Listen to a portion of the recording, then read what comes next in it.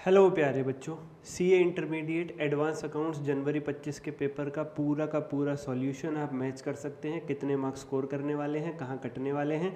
अगर किसी क्वेश्चन से रिलेटेड डाउट रह जाए नीचे कमेंट करके बता देना, मैं एड्रेस कर लूँगा। स्टेप मार्किंग से रिलेटेड कुछ पूछना हो ज़रूर कमेंट करना, और मैं टाइम स्टैम्प भी ऐड कर दूँगा वीडियो के डिस्क्रिप्शन में, ताकि वहाँ से आपको आसानी हो जाए। आपको अगर कोई एक दो पर्टिकुलर क्वेश्चन देखने हैं तो वहीं जा करके देख लेना, पूरी वीडियो देखने की ज़रूरत नहीं पड़ेगी आपको। दूसरी बात, ये सॉल्यूशन की पीडीएफ चाहिए, नीचे डिस्क्रिप्शन से मिल जाएगी। एमसीक्यूज़ चाहिए, ऊपर आई बटन में चले जाओ, एमसीक्यू का पूरा सॉल्यूशन मैंने दे रखा है। और अगर आप चाहते हैं कि हम पूरी की पूरी सीरीज़ लेकर के आएँ जिसके अंदर बड़े बड़े चैप्टर्स 8 से 10 मिनट में विद फॉर्मेट रिवाइज कराऊंगा, पूरे अकाउंटिंग स्टैंडर्ड 1 मिनट के अंदर रिवाइज कराऊंगा, और सारे के सारे मैराथन 1 घंटे में भी रिवाइज कराऊंगा। चैनल को सब्सक्राइब करो, कमेंट करके बताओ अगर मई 25 के स्टूडेंट्स ये चीज़ चाहते हैं तो।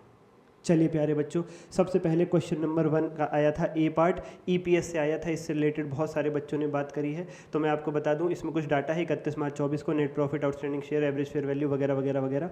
उससे पहले 1 जनवरी को 2 लाख शेयर्स इशू हुए, 1 अक्टूबर को बोनस भी दिया था, 1 शेयर बोनस में हर 5 के बदले में। आपसे बेसिक ईपीएस और पूछा गया है डाइल्यूटेड ईपीएस। तो देखो बेसिक ईपीएस का फॉर्मूला है earnings available for equity shareholder divided by weighted average number of equity share outstanding. Earning सीधी दे रखी है 31,20,000, और weighted average number of shares कैसे आएगा। देखिए जी, 31 मार्च को 8 लाख शेयर्स हैं, लेकिन उसमें से आप माइनस कर दो जो 1 जनवरी को आपने 2 लाख शेयर्स इशू किए हैं, बचे 6 लाख। फिर उसको आप 6 से डिवाइड करो और 5 से मल्टीप्लाई करो। क्यों? बोनस भी तो हटाना है इनमें से, बोनस भी तो हटाओ इनमें से। यस सर, तो इंटू 12/12 ये आ गया, प्लस 1 लाख शेयर्स जो बोनस में आ रहे हैं आपके, उसके लिए पूरे 12 महीने का प्रोपोर्शनेट होगा, प्लस 2 लाख शेयर्स जो आपने इशू करें 1 जनवरी को, वो 3 महीने के लिए प्रोपोर्शनेट होंगे। और ऑप्शंस यहाँ पे नहीं आएंगे।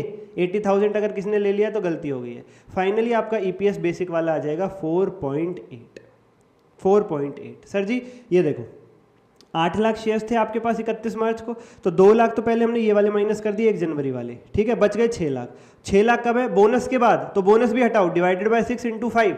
1 शेयर दे रहे हो 5 के बदले में, तो 5 और 1 बोनस के बाद हो जाएंगे 6, तो डिवाइड कर दिया 6 से, मल्टीप्लाइड कर दिया 5 से, तो बोनस से पहले वाले शेयर्स निकल करके आ गए 5 लाख, और बोनस में हुए 1 लाख।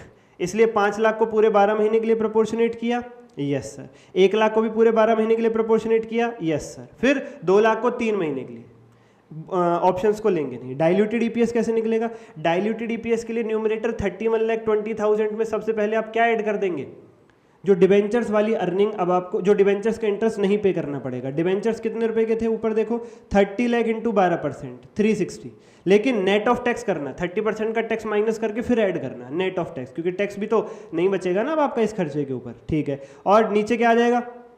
ऊपर 650 शेयर्स आए थे वो तो आएंगे, प्लस जो डिबेंचर्स 30,000 है 4 इक्विटी शेयर्स में कन्वर्ट हो जाएंगे 120, प्लस ऑप्शंस में बोनस वाला पार्ट। मैंने आपको सिखाया था ऑप्शंस में बोनस वाला पार्ट कंसिडर होगा। वो कैसे आता है? Number of options minus number of options multiplied by exercise price divided by fair value. काम खत्म। 4.29। उसके बाद क्वेश्चन नंबर 1 का जो बी था वो लीजेस से था। उसमें कुछ सारे आपको डाटा दे रखा था, और आपसे कहा था पहले तो ये बताओ ये ऑपरेटिंग लीज है फाइनेंस लीज, और फिर आपसे कहा था अनअर्न्ड फाइनेंस इनकम भी बताओ। और कह रहे हैं कोई भी 2 कारण आपको बताने पड़ेंगे, 2 पैरामीटर बताने पड़ेंगे कि अगर ऑपरेटिंग है तो ऑपरेटिंग क्यों है, लीज फाइनेंसिंग है तो फाइनेंसिंग क्यों है। 2 कारण। ये फाइनेंसिंग लीज है, 2 कारण मैं बताता हूँ। फाइनेंसिंग लीज का एक कारण होता है कि अगर मेजर लाइफ लीज पे दे दी गई है, 4 साल लीज पे है, टोटल लाइफ 6 साल है, मेजर पार्ट लीज का हो गया, फाइनेंस लीज हो गई। दूसरा पैरामीटर, अगर जो फेयर वैल्यू है पीपीई की इंसेप्शन ऑफ लीज पर, वो प्रेजेंट वैल्यू ऑफ एमएलपी के ऑलमोस्ट सब्सटेंशियली बराबर है, 90% या उससे ज्यादा है, तो भी फाइनेंस लीज होती है। इस केस में यही है, फेयर वैल्यू है 1250 और प्रेजेंट वैल्यू एमएलपी की है 1161,800, यानी 92.94% हो गई जो प्रेजेंट वैल्यू है एमएलपी की as compare to fair value. तो ये हो गए फाइनेंस लीज और उसके 2 कारण। वर्किंग नोट नंबर 1 बनाया हुआ है एमएलपी की प्रेजेंट वैल्यू निकालने के लिए। वर्किंग नोट नंबर 1, अच्छा वर्किंग नोट नंबर 1 नहीं बनाया हुआ है प्रेजेंट वैल्यू निकालने के लिए एमएलपी की, ठीक है। प्रेजेंट वैल्यू एमएलपी की आपकी 1161,800 रहेगी प्यारे बच्चों, ठीक है। ओके सर जी, ओके सर जी। चलो ये मैं नीचे कमेंट में ऐड कर दूंगा, डोंट वरी अबाउट दैट, नीचे कमेंट में हम इसको ऐड कर देंगे। क्वेश्चन नंबर 1 का जो सी है वो AS 15 से है। पहले तो कह रहे हैं डिफाइंड कंट्रीब्यूशन और डिफाइंड बेनिफिट प्लान्स में डिफरेंस बता दो। बच्चों ये हमने अपने ऑल एएस सीरीज 1 घंटे में जो हमने अकाउंटिंग स्टैंडर्ड कवर अप करवाए थे उसके अंदर भी था, थ्योरी पार्ट ये देखिए सीधा का सीधा उठ करके आ गया है। बहुत सारा पेपर हमारे एक्सपेक्टेड क्वेश्चन पेपर से भी आया है, वो उसके लिए अलग वीडियो बनाएंगे हम। तो इसमें आप लिख सकते हैं कि वहाँ पे बेनिफिट फिक्स होता है, वहाँ पे कॉन्ट्रीब्यूशन फिक्स होता है, वहाँ रिस्क होता है, वहाँ रिस्क नहीं होता। इस प्रकार से 4 पॉइंट आप लिख सकते हैं। हाँ, पर प्रैक्टिकल वाले पार्ट पे आ जाते हैं। कह रहे हैं डिफाइंड बेनिफिट ऑब्लिगेशन और डिफाइंड बेनिफिट लायबिलिटी या एसेट कितना है ये हमें बता दीजिए। रुपीन लाख है, आपको दे रखा है present value of defined benefit obligation 36, fair value of plan asset 38.5 और पास सर्विस कॉस्ट 7.5 और उसके बाद present value of available future refund from the plan 6। तो देखिए जो प्रेजेंट वैल्यू ऑफ डीबीओ है वो 36 रहेगी और fair value of plan asset 38.5 और पास सर्विस कॉस्ट भी आपकी प्लान एसेट में ही आएगी 7.5, टोटल हो जाएगा 46। यानी डीबीओ कम है और एसेट ज़्यादा है, ऑब्लिगेशन कम है एसेट ज़्यादा है, तो फाइनली डिफाइंड बेनिफिट एसेट बचेगा आपका 10। और जिसकी प्रेजेंट वैल्यू 6 दे रखी है तो रिकॉग्नाइज लोअर पे ही करके चलोगे, 6 पे ही रिकॉग्नाइज करके चलोगे। उसके बाद क्वेश्चन नंबर 2 इंटरनल रिकंस्ट्रक्शन, बहुत ही भयंकर क्वेश्चन इन टर्म्स ऑफ अंग्रेजी लैंग्वेज, पर इतनी होनी भी चाहिए यार मेरे हिसाब से ना, ऐसी कोई बात नहीं है। एक आधी क्वेश्चन तो डिफिकल्ट सेट करेगा इंस्टीट्यूट, बहुत ही मामूली क्वेश्चन पेपर था, कोई मुश्किल क्वेश्चन पेपर नहीं था। सबसे पहला पॉइंट था अनकॉल्ड कैपिटल को पूरा का पूरा कॉल्ड अप कर लेंगे। तो भाई फाइनल कॉल की एंट्री करो, share final call to share capital, bank to share final call 25,000 shares पे 2 रुपये। उसके बाद लिखा हुआ था इक्विटी शेयर्स को 10 से घटा के 5 पे ले आओ, तो equity share capital to equity share capital 10 से घटा के 5 पे कर दो और बाकी का 5 कैपिटल रिडक्शन या रिकंस्ट्रक्शन किसी भी अकाउंट में डाल दो जहां आपकी मर्जी है। 75,000 इंटू 10 की कैपिटल 75,000 इंटू 5 में आ जाएगी 375 और बचा हुआ 75,000 इंटू 5 कैपिटल रिकंस्ट्रक्शन में चला जाएगा। अगला पॉइंट लिखा हुआ था प्रेफरेंस शेयर होल्डर्स 2.5 रुपये तक की रिडक्शन लेने के लिए तैयार है। प्रेफरेंस शेयर कैपिटल 10 रुपये की है, उसे डेबिट कर दो और नई कैपिटल 7.5 की बना दो क्योंकि वो 2.5 का रिडक्शन तैयार है और जो 2.5 रुपये बच गया हमें वो कैपिटल रिडक्शन अकाउंट में चला जाएगा। 30,000 शेयर्स इंटू 10 इंटू 7.5 इंटू 2.5। फिर अगले पॉइंट में लिखा हुआ था यहाँ पर कि जो प्रेफरेंस शेयर होल्डर्स हैं वो अपना 1 साल का डिविडेंड छोड़ने के लिए तैयार है, उसकी कोई एंट्री नहीं होगी क्योंकि वो कॉन्टिजेंट लायबिलिटी है, उसकी कोई एंट्री नहीं होगी। उसके बाद कह रहे हैं बच्चे जो हमारा डिविडेंड है, जो हमारा डिविडेंड आउटस्टैंडिंग है उसके लिए हमें दे दो इक्विटी शेयर्स। तो भाई जी अब इनको आपको इक्विटी शेयर्स देने पड़ेंगे 2 साल के लिए। Capital reduction account debit to equity share capital 3 lakh की preference share capital face value के दम पे 30,000 इंटू 10, 8% का रेट 2 साल के लिए 48,000 5 रुपए का एक शेयर है तो नंबर ऑफ शेयर्स भी आ जाएंगे 9,600। Next point debenture holders 2.5 lakh रुपए के हैं और क्रेडिटर्स 50,000 रुपए के हैं। ठीक है, ये अपना 50% छोड़ने के लिए तैयार है। मिस्टर एक्स एक बंदा है, उसके पास 2.5 लाख के डिवेंचर्स भी हैं और वो 50,000 का हमारा क्रेडिटर भी है, टोटल 3 लाख रुपए उधार है उसके हमारे ऊपर। वो अपना 50% छोड़ने के लिए तैयार है इंक्लूडिंग इंटरेस्ट ऑन डिवेंचर्स, और इंटरेस्ट ऑन डिवेंचर्स का भी वो छोड़ने के लिए तैयार है पैसा प्रोपोर्शनेटली। ठीक है सर जी। और लिखा हुआ है पे 20,000 टू द कंपनी और नए 12% डिवेंचर्स को मिलेंगे। इसकी एंट्री समझिए क्या होगी, 10% डिवेंचर्स डेबिट हो जाएंगे 2.5 लाख रुपए से, जो 2.5 लाख रुपए से। ठीक है सर जी। संडी क्रेडिटर्स 50,000 रुपए। इंटरेस्ट पेबल कितना है, पूरे के पूरे 4.5 लाख के डिवेंचर्स पे 45 है तो 2.5 लाख पे प्रोपोर्शनेट आ जाएगा 25,000। तो कितना हो गया 2.5 और 50 3 और 25 3,25,000 और साथ ही साथ वो हमें कैश भी पे कर रहा है 20,000 रुपये तो वो भी डेबिट हो जाएगा 20,000। कितना क्लेम वो छोड़ने के लिए तैयार है, कितना क्लेम वो छोड़ने के लिए तैयार है 50%। तो 2.5 और 50 3 25 का 50% 162,500 चला जाएगा कैपिटल रिडक्शन अकाउंट में। और जो वैल्यू बच गई है, जो आधा बच गया है 162,500 वो, और 20,000 का जो उसने कैश दे दिया 182,500 के नए डिवेंचर्स हम उसे इशू कर देंगे। ये एंट्री हो जाएगी। उसके बाद नेक्स्ट पॉइंट में लिखा हुआ है कि जो आपके बच गए डिवेंचर्स हैं, बच गए जो डिवेंचर्स हैं उन्हें 40% घटा दो। तो 10% डिवेंचर्स को डेबिट कर दो 40% से। 2 लाख के बच गए थे, टोटल 4.5 लाख के थे, ऊपर वाली एंट्री में 2.5 लाख का हिसाब हो गया, बच्चे 2 लाख का 40% 80,000। इनका इंटरेस्ट भी आ जाएगा 20,000 का 40% 8,000। इनको 9% प्रेफरेंस शेयर्स हम देंगे और 80 और 8 88,000 को आप 7.5 से डिवाइड करो। क्यों? क्योंकि हमारे प्रेफरेंस शेयर 2.5 रुपये से घट के 7.5 पे आ चुके हैं। 88,000 डिवाइडेड बाय 7.5 11,733.33 आता है, इसलिए 11,733 इंटू 7.5 कैपिटल में जाएगा और 0.33 इंटू 7.5 यानी 2.5 रुपया कैश में दोगे, फ्रैक्शन के लिए जो कैश हम देते हैं। उसके बाद लिखा हुआ है टैक्स 1,20,000 पे करना पड़ गया हम लोगों को, तो प्रोविजन बनाया था 1 लाख का, 2 कैश में पेमेंट हुई 1,20 की, 20,000 चला जाएगा कैपिटल रिडक्शन अकाउंट में डेबिट हो जाएगा। उसके बाद इन्वेस्टमेंट घट गई, कैपिटल रिडक्शन टू एनसीआई 30,000, 280 से घट के 2.5 लाख आ गई। उसके बाद ट्रेड पेबल 80,000 के थे पर 1 लाख की हमारी इन्वेंट्री ले गए तो 20,000 का नुकसान वो कैपिटल रिडक्शन में डेबिट हो जाएगा। उसके बाद कैपिटल रिडक्शन टू प्रोविजन 2,30,000 पे 2% 4600 ये बनाना है हमें। प्लांट मशीनरी 20% घटानी है, capital reduction to plant machinery. उसके बाद एक पॉइंट लिखा हुआ था कंपनी नए 12% डिवेंचर्स इशू कर रही है जिसकी एंट्री आ रही है bank account debit to 12% debentures, लेकिन अमाउंट कैसे निकलेगा इसका, कह रहे हैं इसको इस प्रकार से इशू करो कि आपका 85,000 का बैंक बैलेंस रह जाए। तो देखो हमारा बैंक बैलेंस शुरू में चल रहा था नेगेटिव 65,000 प्लस उसमें 20,000 हमने ऐड कर दिया जो अभी उस मिस्टर एक्स ने ऊपर कैश दिया था हमें, माइनस कर दिया 120 जो अभी अभी हमने ऊपर टैक्स पे किया है ये वाला, ठीक है सर, माइनस 120 ये क्या है, ये जो पुराने डिवेंचर्स 2 लाख पे 60% के बच गए थे, 4.5 में से 2.5 वाले का हिसाब हो गया, बचे 2 लाख के 40% घटा दिया था, 60% बचे थे। क्वेश्चन में लिखा है 11वें पॉइंट में इन्हें भी पे कर दो और इन पे ब्याज भी पे कर दो 1,20,000 का 10%, और फिर आपका पैसा 85,000 रह जाना चाहिए इन सबकी पेमेंट के बाद। तो प्लस एक्स यानी कितना हम इशू करें 382। उसके बाद क्वेश्चन में लिखा था राइट ऑफ कर दीजिए इन्वेंट्री गुडविल और P&L को, उसकी एंट्री आपके सामने है, मैच कर लीजिएगा, कुछ पूछना हो तो पूछ लेना। एक पॉइंट और लिखा था इसमें, एक नोट बनाइए रिवाइज शेयर कैपिटल के लिए। रिवाइज शेयर कैपिटल कितनी होगी, मैंने रफ नोट बना दिया है, आपकी 84,600 रुपये की इक्विटी शेयर कैपिटल हो जाएगी 5 रुपये के हिसाब से, और 30,000 प्रेफरेंस शेयर पहले थे, 11,733 और इशू हुए 41,733 7.5 रुपये के हिसाब से। ठीक है सर, ठीक है सर, ठीक है सर, ठीक है sir. Sir equity share capital 84,600 की किस प्रकार से आएगी, देखो क्वेश्चन के अंदर जो इक्विटी शेयर कैपिटल दे रखी थी वो थी 50 और 25 75,000 इक्विटी शेयर्स, और 19,600 आपने ऊपर इशू किए, हो गया 84,600, ये रहे 9,600। ठीक है सर, ठीक है सर, ठीक है सर, 84,600 आ गया आपका। उसके बाद प्रोविजन बनाना था क्वेश्चन नंबर 3 का, ये भाई ये तो टुच्चा क्वेश्चन था, ये तो टुच्चा क्वेश्चन था। इसका आंसर आप लोगों के सामने है, कृपा करके आप यहीं से मैच कर लीजिएगा, इसका आंसर आप लोगों के सामने है, ठीक है, यहीं से मैच कर लेना, बिल्कुल ही साधारण क्वेश्चन है, 1 साल 2 साल का आपको प्रोविजन बनाना था। उसके बाद क्वेश्चन नंबर 3 का भी ऑपरेटिंग और फाइनेंसिंग एक्टिविटी आपको बनानी थी, ये रहा उसका आंसर। ऑपरेटिंग में नेट प्रॉफिट बिफोर टैक्स आ जाएगा 110 माइनस 60 50, इंटरेस्ट ऐड हो जाएगा, गुडविल ऐड हो जाएगी, ट्रेड रिसीवेबल घट रहे हैं इसलिए ऐड हो जाएंगे, इन्वेंट्री बढ़ रही है इसलिए माइनस हो जाएगी, ट्रेड पेबल घट रहे हैं इसलिए माइनस हो जाएंगे, फाइनली 95। और cash flow from financing activity, equity shares बढ़ गए 1 लाख, डिवेंचर्स बढ़ गए 1 लाख, लोन बढ़ गया 50,000, इंटरेस्ट पेमेंट हो गई 20,000, पिछले साल वाली इंटरेस्ट जो पिछले साल का पे किया है वो फाइनेंसिंग में माइनस होगा, और जो करंट ईयर का है वो ऊपर ऑपरेटिंग में ऐड होगा 25,000, ये पॉइंट था इसके अंदर, और डिविडेंड पेड 50,000 ये भी फाइनेंसिंग से ही माइनस होगा, फाइनेंसिंग का आंसर आ जाएगा 180, ये भी बिल्कुल सिंपल था। इसके बाद अमेलगमेशन का क्वेश्चन था जिसमें रियलाइजेशन अकाउंट और इक्विटी शेयर होल्डर मांगा था, ये भी मैंने पेपर से पहले एक वीडियो बनाई थी प्यारे बच्चों, जिसके अंदर अमेलगमेशन मैंने 19 मिनट में रिवाइज करवाया था पूरा कॉन्सेप्ट विद एक क्वेश्चन, बिल्कुल यही क्वेश्चन है वो।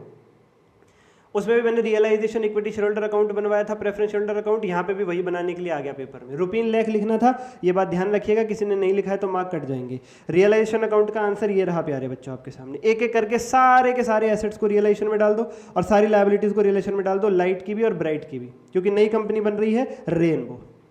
लाइट और ब्राइट दोनों का इकट्ठा इस प्रकार से भी बना सकते थे आप रिलेशन, दोनों का अलग अलग बनाने की जरूरत नहीं थी, 2 कॉलम बना दोगे एक ही रिलेशन में लाइट और ब्राइट तो भी चलेगा। एक चीज का ध्यान रखना, ब्राइट के जो अदर एसेट्स हैं वो ट्रांसफर नहीं होंगे रियलाइजेशन अकाउंट में, क्यों, क्योंकि लिखा था उन्हें खुद ही ब्राइट ने सेल किया है, एक ये ध्यान रखने वाला पॉइंट है, ठीक है। और दूसरा, जब ब्राइट का cash and cash equivalent transfer होगा रियलाइजेशन में तो 2.85 के साथ साथ प्लस 0.5 भी ऐड होकर 3.35 जाएगा। ये 0.5 क्या है, जो अदर एसेट्स को बेच करके 50,000 रुपया आ गया है वो ठीक है सर। एसेट लायबिलिटी ट्रांसफर करने के बाद रेनबो लिमिटेड से उन्हें क्या पैसा मिल रहा है, साफ साफ क्वेश्चन में लिखा हुआ था 80,000 शेयर 100 रुपये वाले और 64,000 इसको मिल रहे हैं ब्राइट को 100 रुपये वाले, 80 लाख और 64 लाख ये आ गया बाय रेनबो के नाम से, बाय रेनबो के नाम से। अब 2 इक्विटी शेयर होल्डर्स में आप चाहो तो बैलेंसिंग फिगर भी निकाल सकते हो।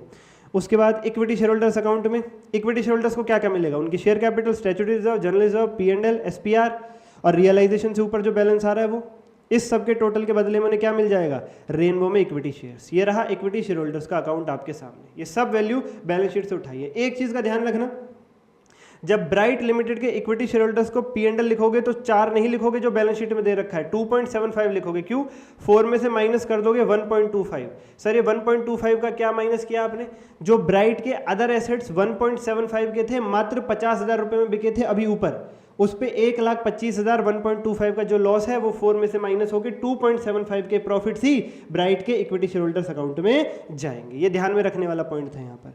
बैलेंस शीट आप मैच कर सकते हैं, सामने देख सकते हैं, बैलेंस शीट मैच कर लीजिए। इस पर मैंने रफली बनाई है बच्चों फाइनल आंसर मैच करने के लिए, कोई ऐसी प्रेजेंटेशन नहीं है कि पेपर में प्रेजेंट भी इसी प्रकार से करना था। ठीक है सर जी, ठीक है सर जी। वीडियो पॉज करके आप ये बैलेंस शीट देख सकते हो। कोई भी डाउट हो आप कमेंट में पूछ सकते हो, मैं आप सभी बच्चों को पता है 100% कमेंट्स के आंसर करके चलता हूँ। उसके बाद कंसोलिडेशन का लॉलीपॉप क्वेश्चन हमने एक वीडियो बनाई थी, ऊपर आई बटन में भी आप देख सकते हो, मई 25 के बच्चे कंसोलिडेशन 10 मिनट के अंदर, उसमें स्टेप्स बताए थे, सारे के सारे स्टेप आप लगाओ इसी पे, कंसोलिडेशन खत्म, बिल्कुल लॉलीपॉप क्वेश्चन कंसोलिडेशन। चलिए जी वही स्टेप लगा के बताता हूँ। पहले स्टेप पे हमने देख लिया कि होल्डिंग ने सब्सिडरी के 75% शेयर खरीद रखे हैं, क्वेश्चन ने दे रखा था। स्टेप 2 पे हम डिविडेंड का ट्रीटमेंट करते हैं जो क्वेश्चन में था ही नहीं। स्टेप 3 पे हम गुडविल और कैपिटलिज्म निकालते हैं जिसके लिए फॉर्मुला है कॉस्ट ऑफ इन्वेस्टमेंट जो क्वेश्चन में दे रखी थी 41,50,000 रुपीज़ बैलेंस शीट के अंदर, और इंट्रिंसिक वैल्यू से कंपेयर करते हैं। इंट्रिंसिक वैल्यू कैसे आती है, जो सब्सिडरी है क्लियर लिमिटेड की शेयर कैपिटल 50 लाख में, होल्डिंग का हिस्सा 75% यानी 3750। अगर कोई pre acquisition general reserve, pre acquisition profit या रिवैल्यूएशन प्रॉफिट होता सब्सिडरी का क्लियर लिमिटेड का तो उसे भी ऐड करते, पर हमारे क्वेश्चन में ऐसा कुछ था नहीं। लिखा हुआ था जब से क्लियर लिमिटेड बनी है पहले दिन से ही सुपर ने उसके शेयर खरीद रखे हैं, तो प्री एक्विजिशन प्रॉफिट वगैरह कुछ है ही नहीं, सारे के सारे पोस्ट हैं। तो कॉस्ट ज़्यादा है, इंट्रिंसिक वैल्यू कम है, गुडविल आ गई 4 लाख रुपये, बैलेंस शीट में इंटेंजिबल एसेट्स में जाएगी। स्टेप 4 पे रिवैल्यूएशन के बाद वैल्यू निकालते हैं, पर ये एप्लीकेबल नहीं क्योंकि हमारे क्वेश्चन में रिवैल्यूएशन था ही नहीं। स्टेप 5 पे हम डेप्शन का इफेक्ट डालते हैं रिवैल्यूएशन की वजह से, पर रिवैल्यूएशन था ही नहीं तो स्टेप इग्नोर हो जाएगा। स्टेप 6 जो पोस्ट एक्विजिशन रिजर्व के प्रॉफिट्स हैं उनका ट्रीटमेंट, सुपर लिमिटेड में उनका शेयर और माइनॉरिटी में शेयर। तो बताइए जो सब्सिडरी हमारी क्लियर लिमिटेड उसके पोस्ट एक्विजिशन रिजर्व सब प्रॉफिट्स कितने, 6,50,000 के जनरल रिजर्व और 575 के पीएनएल, सारे के सारे पोस्ट ही मानेंगे। बैलेंस शीट से उठाया मैंने, कहीं से नहीं उठाया। इसमें जो 75% यानी सुपर लिमिटेड होल्डिंग का हिस्सा है 9,18,750 वो consolidated balance sheet reserve surplus में जाएगा, और इसमें जो 25% माइनॉरिटी का हिस्सा है वो बैलेंस शीट में माइनॉरिटी इंटरेस्ट के नाम से जाएगा 306,250। स्टेप नंबर 7 माइनॉरिटी इंटरेस्ट की पूरी कैलकुलेशन। शेयर कैपिटल ले लो, क्लियर लिमिटेड सब्सिडरी की 50 लाख में माइनॉरिटी वाला हिस्सा यानी कि 25% 12,50,000, और प्री एक्विजिशन रिजर्व प्रॉफिट ये सब तो कुछ है ही नहीं। हाँ post acquisition reserve and profit जो अभी मैंने बताया था 306,250 ये भी यहाँ ऐड हो जाएगा, और माइनॉरिटी इंटरेस्ट की वैल्यू आएगी 15,56,250। उसके बाद एनी अदर एडजस्टमेंट अगर क्वेश्चन में दे रखी है तो जैसे इंट्रा ग्रुप ट्रांजेक्शन्स थी, कह रहे हैं जो 5,85,000 के ट्रेड रिसीवेबल हैं सुपर लिमिटेड के उसमें 25% यानी 146,250 को इसको एलिमिनेट कर देंगे, सुपर के ट्रेड रिसीवेबल से और क्लियर के ट्रेड पेबल से हटा देंगे। साथ ही साथ सुपर ने सेल करी 2 लाख की, किसको, क्लियर को, होल्डिंग सब्सिडरी को 15% यानी 30,000 के प्रॉफिट पर, वो क्या करेंगे, वो माल अभी क्लियर के वहीं है, क्लियर के स्टॉक से हटा देंगे और सुपर के प्रॉफिट में से हटा देंगे। ठीक है सर। और फाइनली आपकी कंसोलिडेटेड बैलेंस शीट इस प्रकार से दिखेगी। शेयर कैपिटल में होल्डिंग वाली शेयर कैपिटल आती है केवल 80 और 15,95। रिजर्व सरप्लस में होल्डिंग के रिजर्व सरप्लस उठा लो 15,50 और 10,25, प्लस सब्सिडरी वाले कितने ऐड होने थे, अभी ऊपर निकाला था हमने 9,18,750, ये वाले 9,18,750, बहुत बढ़िया बहुत बढ़िया, और माइनस वो जो 30,000 माइनस करने थे वो माइनस कर दो, अभी जो प्रॉफिट हटाना था होल्डिंग में से। तो आपके रिजर्व सरप्लस 34,63,750। माइनॉरिटी इंटरेस्ट अभी निकाला 15,56,250। Long term borrowing plain add कर दो 5 और 2 7 लाख। शॉर्ट टर्म बोरोइंग सीधी ऐड कर दो 4.5 लाख। ट्रेड पेबल ऐड करने से पहले 146,250 माइनस कर लेना। इसी प्रकार से नीचे जब ट्रेड रिसीवेबल ऐड करो होल्डिंग और सब्सिडरी के तो 146,250 माइनस कर लेना। जब नीचे इन्वेंट्री ऐड करो उसमें 30,000 माइनस कर लेना, और बाकी प्लेन ऐड हो जाएंगे सारे के सारे। 161,33,750 ये कंसोलिडेटेड बैलेंस शीट का टोटल है। उसके बाद AS 18 से क्वेश्चन आया। AX के पास 70% शेयर है BX के पास 30% CX के, DX के पास भी 40% CX के, और DX के पास EX के भी 49% है। कौन किसके लिए रिलेटेड है, AX के लिए BX और CX कंट्रोल और एसोसिएट बेस पर, BX के लिए AX और CX के लिए ABD, D के लिए CE और E के लिए D। मैच कर लेना। क्वेश्चन कह रहा है क्या एक दिन रिलेटेड पार्टी रिलेशनशिप रहा उसके बाद खत्म हो गया तो फिर भी रिलेटेड पार्टी रिलेशन हमें डिस्क्लोज करना पड़ेगा, AS 18 के हिसाब से करना पड़ेगा। AS 18 कहता है साल में एक भी दिन अगर रिलेशनशिप आई तो डिस्क्लोज करनी पड़ेगी। ट्रेडिंग अकाउंट ये रहा आपके सामने है, क्वेश्चन नंबर 6 का A। इसमें आपको ट्रेडिंग P&L बनाना था आपके सामने। बस इसमें एक चीज़ का ध्यान रखना आप लोगों को, क्या क्लोजिंग स्टॉक 78,000 लेकर के चलोगे, कॉस्ट 65 है, NRV है 65 प्लस 20% यानी 78, तो आप 78 लोगे। सर नॉर्मली तो हमें सिखाया गया cost NRV which ever is lower लेना होता है, आप हायर क्यों ले रहे हो? मैं NRV ले रहा हूँ, हायर नहीं ले रहा, मैं रियलाइजेबल वैल्यू ले रहा हूँ, क्योंकि क्वेश्चन बंद हो रहा है। क्वेश्चन में लिख रहा है कि बिजनेस बंद हो रहा है, बिजनेस बंद होगा तो बिकेगी चीज़, बिकेगी तो उसी वैल्यू पे लिखो जिस पे बिकने वाली है NRV। Okay sir, okay sir, okay sir, okay sir. और डेप्रिसिएशन कितना लोगे? 180 माइनस 160, 20,000। डेप्रिसिएशन का याद रखना 20,000 लेकर के चलोगे। ठीक है सर, ठीक है सर, ठीक है सर, ठीक है सर, ओके जी। भाई 1.65 में मशीनरी बिकने वाली है, 5,000 रुपये का एक्सपेंस हो जाएगा, 160 बची, ऊपर 180 माइनस 160, 20,000 आ जाएगा। डेप्रिसिएशन में 20 जाएगा, बाकी 160 की सेल हो जाएगी। ठीक है सर, तो ये आपका फाइनली प्रॉफिट 73900 आएगा। ये मैच कर लेना आप लोग एक बार। क्वेश्चन नंबर 6 का भी बायबैक जनरल एंट्रीज मांगी है। पहले 40 लाख की इन्वेस्टमेंट को 32 में बेच दिया, 8 का नुकसान, bank 32, P&L 8 lakh, to investment 40 lakh. फिर इक्विटी शेयर कैपिटल 8 लाख है, पर 50% का प्रीमियम दे रहे हैं, 10 का शेयर 15 में बायबैक कर रहे हैं, तो 4 लाख प्रीमियम बायबैक में डेबिट हो जाएगा, तो इक्विटी शेयर 12 लाख। फिर उन्हें पेमेंट कर दो, equity share to bank 12 lakh 12 lakh.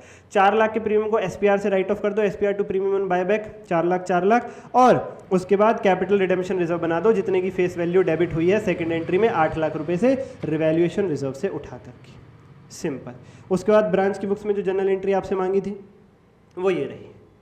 Head office ने कमीशन दिया आपको, पर आपने बुक नहीं किया, तो head office to commission book कर दो।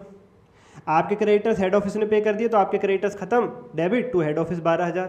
थर्ड केस में कोई एंट्री नहीं होगी, क्यों? क्योंकि ब्रांच ने हेड ऑफिस को भेजा है, ब्रांच एंट्री पास कर चुकी है, अब हेड ऑफिस की बुक्स में पेंडिंग है, हम ब्रांच की बुक्स में एंट्री कर रहे हैं। ठीक है सर, ठीक है सर, ठीक है सर।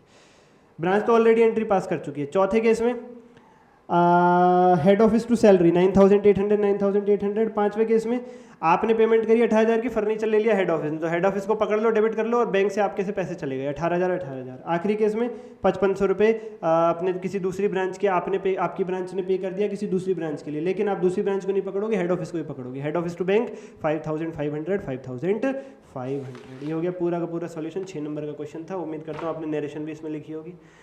सब्सक्राइब करिए बच्चों चैनल को, हम सीरीज लेकर के आएंगे मई 25 के लिए सारे अकाउंटिंग स्टैंडर्ड 1 घंटे में। साथ ही साथ 1 AS 1 क्वेश्चन, एक ऐसा क्वेश्चन बनाएंगे हर एक अकाउंटिंग स्टैंडर्ड का एक क्वेश्चन, जिसमें पूरा AS रिवाइज हो जाएगा प्रैक्टिकली। तो अगर आप चाहते हैं तो कमेंट करके जरूर बताएं। अभी के लिए इतना ही। थैंक यू प्यारे बच्चों।